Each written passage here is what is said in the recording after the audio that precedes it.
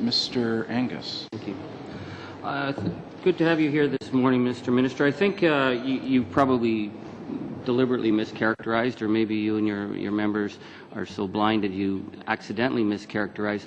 The fundamental difference between us and you is that we expect that an industry minister makes his decisions based on fact, not on urban myth, not on supposition, not on what people on talk radio would posit government threats. Now, my colleague, Mr. Lake, certainly lays it out. He has to hold a meeting and warn people that they had no idea that they'd be jailed, that we have to create this belief that jackboots are going to kick down the doors and make poor immigrants cry. I've checked the statistics. Nobody in 40 years has ever gone to jail. This is a manufactured crisis. So if we look at the manufactured crisis, we have to look at, was there any due diligence done? Was there any preparatory work to justify this? So could you provide the privacy impact assessment analysis that was done on the 2011 census? Were there any problems with that?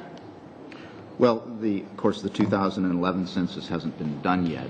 But there was an impact privacy analysis done on it. Yeah, I mean, let's be clear. StatsCan does its own consultations prior to any census in a very professional way with not only Canadians who are interested in this matter, but also with the groups that are the recipients of the data. Have you done that? So in that sense, they do their job. Our job is to set the public policy Did you look at the impact analysis? Did you look at it?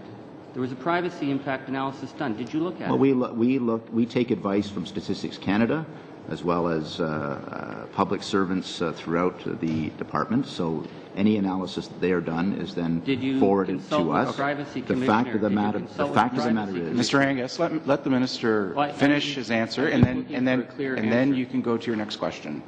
Yeah, the fact of the matter is, as I've said from the outset, we as MPs, we as individual members of government, have also heard from Canadians who might not automatically go to another arm of the House of Commons or another arm of government in order to make their positions known, but they make it known to their MPs. And the fact of the matter is we did it on a principled basis, that we wanted to balance off the interests of those Canadians who are worried about this with the desire for more and more data. Okay, thank you. I was asking because, again, as industry minister, one expects that you make decisions not just based on blind ideology. So I would have expected that you would be able to refer to the privacy impact assessment that was done, because you would have found there weren't any problems. I would have expected you would have called the privacy commissioner who addresses these, and that wasn't done. And we, my colleague from Brian Massey was speaking with the privacy commissioner, and they have had 3 complaints in 10 years. Now, I suppose if you go out like my colleague Mr. Lake and have to tell constituents that they're threatened by it, they might think there was a problem. But the facts are, this was a manufactured crisis. You don't have evidence to show that this is bubbling up as a problem. And you talk about the need for balance. You talk about the fact that nobody's offering you alternatives. Last Monday, a group, quite a divergent group, Canada West Foundation, the key bankers, the municipal planners, provincial thinkers, all the top bank economists tried to meet with you in order to address this issue and to try and find solutions, and you blew them off. So how can you find balance if you're more than interested in following the people who believe black helicopters are falling them from the sky, but you won't meet with people who rely on the data, who are credible, and who want to find solutions? Why did you blow off that meeting? Well, you and I, Mr. Angus, are colleagues in the House of Commons. Perhaps I differ from you. I don't characterize people who disagree with me in the way that you've just done for those Canadians who legitimately have some concerns. I am willing to acknowledge here that people, institutions, private sector businesses, banks love to get this data. They do. Yes, they do. And they would love to have the status quo. Absolutely.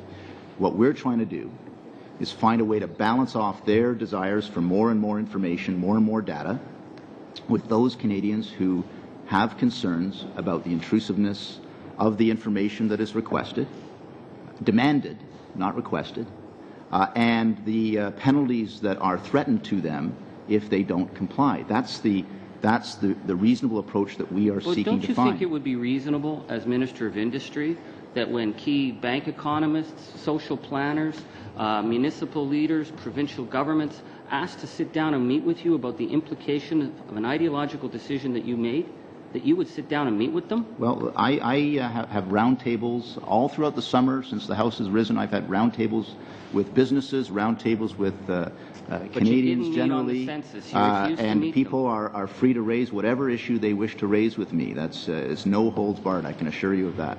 Okay, so you didn't meet with any of them now, but you did tell the Canadian people that you had the backing of Census Canada, that they said that this would be a valid approach, the ideological decision that you made without consultation, without due diligence, that, hey, you had the backing of Census Canada.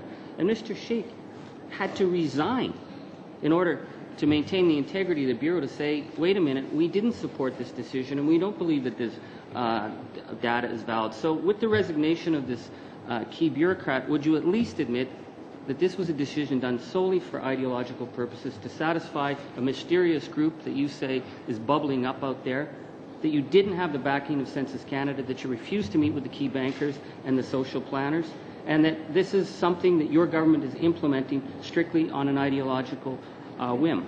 I think I've gone through the looking glass, Mr. Chair, where the NDP is demanding that I meet with bankers. But having said that, I'd be happy to answer your question. Obviously, Mr. Sheikh's resignation was accepted with regret. In fact, I was working with him for months in order to implement the government's decision to protect Canadians from the coercive and intrusive methods that had been used for the 40-page long form. And we were working together to come up with, I think, options that work to make sure that the data that is obtained is usable data, is reliable data for the purposes for which a voluntary survey is intended. And certainly that's the balance that we have tried to strike. We think we've struck it. If others have other ideas that can help animate this discussion, we're willing to listen to that. Thank you, Minister. Thank you.